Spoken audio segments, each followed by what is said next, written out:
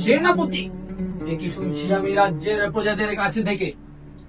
ব্রিটিশরা নাকি পলাশের প্রান্ত ঘিরে আসছে আমাদের রাজ্যে হামলা করার জন্য।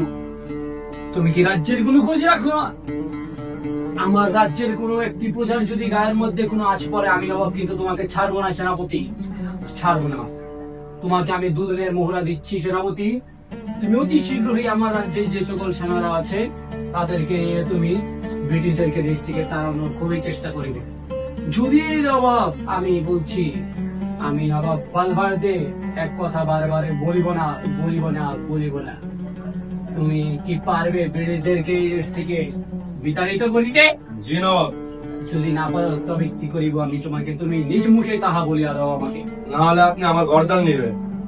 তোমার গর্দান নেওয়ার আমার কোনো প্রয়োজনই নেই সেনাপতি। তুমি আমার রাজ্যের একটি সেনাপতি, তোমার সম্মান রয়েছে এই রাজ্যের উপর।